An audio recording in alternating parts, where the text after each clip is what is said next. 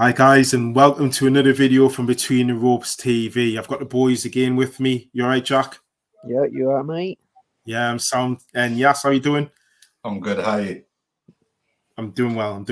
We're going to go through and we're going to talk about the Terence Crawford and David Avanesyan fight that's happening over in the States this weekend for Terence Crawford's WBO welterweight belt.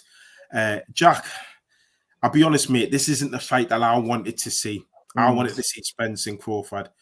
We're not getting that, and we're not getting that until probably middle of next year, if at any time at all. But having said that, David Avanesyan, he's a bit of a name. He was crying out for an opponent of his stature after that great win against Josh Kelly. How do you favour David Avanesyan's chances in this fight? To be honest, like I actually love David Avanesyan. Like, I'm a big fan of his. I've seen him fight live.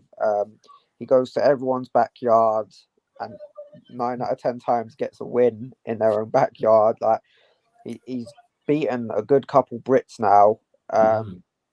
But yeah, like I love him and I'd love to see him win a world title.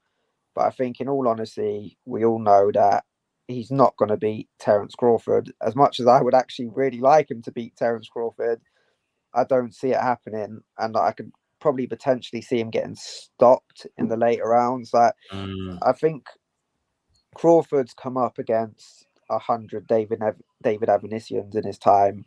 And, like, really, there's only really one Terence Crawford, isn't there? Like, I think I don't even see David Avanesyan giving him any trouble. As much as I'd like to think he would try and make it interesting, I just think he's just going to get a beating. Really, he's going to get a boxing lesson. He's going to get a beating, and I think he'll get stopped late. Yes.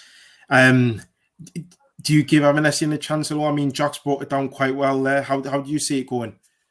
I see it simply being obviously I rate Crawford highly. You know, he's a very talented boxer. He's been deemed as one of the best in the sport over recent years. Obviously, it's been a shame with his activity over the last three or so years. We haven't seen him as active as we'd like, him having one fight a year, and obviously him being 35 years old, that's not going to do him any favors, because obviously we want to see them fights, and obviously he's obviously arguably probably going to be on his way down to declining slowly. So I personally, I don't see Avanesyan causing much problems, because Crawford, I just feel like he's got everything. He can box on the front foot, he can box on the back foot, you know, he can adjust as well, and he does it so naturally. You know, he's never out of place. So I just see him, obviously Avanesyan will be motivated because he's been making noise. Obviously, we know for a while they were making noise about having that Conor Ben fight and all that stuff.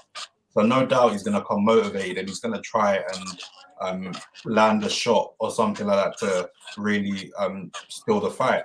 Like, obviously we know he recently won against Josh Kelly as well, but these are two different fighters. And Terence Crawford, he's one of the pound for pounds for a reason. I see him just piecing him up and probably stopping him between like round 8 to 10. Yes, do you think David Avanesyan, I mean, last time he was up against some Americans, obviously against Lemon Peterson, and he fought Kavliauskas as well, obviously from Eastern Europe over there in America. I mean, he came up short on those occasions, and he had a loss quite early on in his career, but he's bounced back from that. He seems to have a lot of resilience, David Avanesyan. He bounces back from defeats, and you were saying about how Crawford makes adjustments in those fights.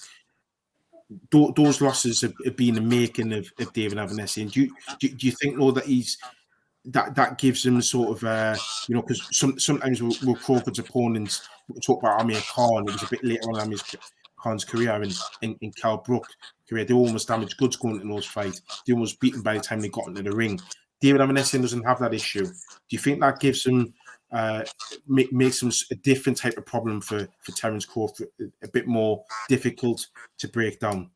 Yeah, maybe, but I see it probably being a little bit of an issue for the first couple rounds. And I feel like that's just purely because of activity for Crawford. It'll take him a while to get going. And obviously, Avanesyan is going to have that spring in his step.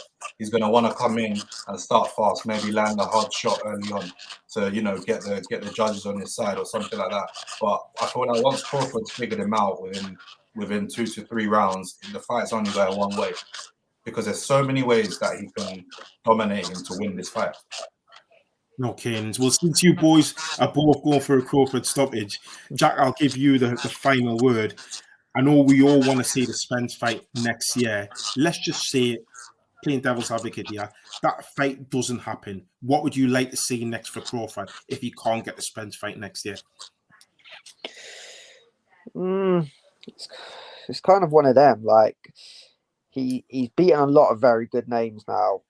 And I mean, if he beats David Avanesyan, it's another kind of it is a really good name now as well. And he's 35.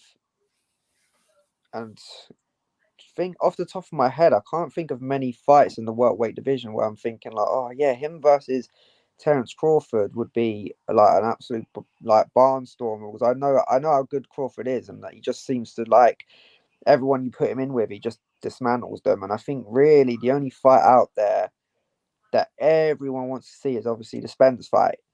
And if it doesn't happen, I think it's always in everyone's mind, it's just going to be a disappointment. So, I mean, if he don't get it, really, what else is there for him to do or prove? Like, he could happily call it a day and be considered like an all-time great. But I don't know.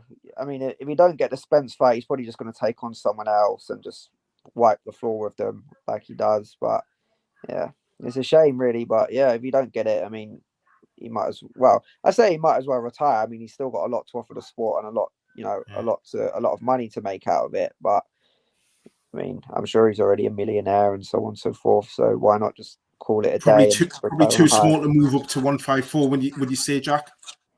Yeah, no. I mean, with his boxing ability, I think he's probably still good enough to go up and win a world title at that weight class if matched correctly. But yeah, there will be someone that will be too big, too strong for him, because he's come up from what, like lightweight, hasn't he? Yeah. I remember when he fought Ricky Burns, he came over and he beat Ricky Burns. Remember? So yeah. He's and he's former undisputed champion, isn't he? At 140. So he really has kind of come up through the weights. But we'll leave it there, guys. Don't forget to let us know what your opinions are. You've heard what Jack says. You've heard what Yaz says. Just drop us a comment in below. And if you think David Avanesyan can pull off the shock, let us know. Guys, stay tuned. We've got plenty more content to come. Take care and we'll see you in the next video.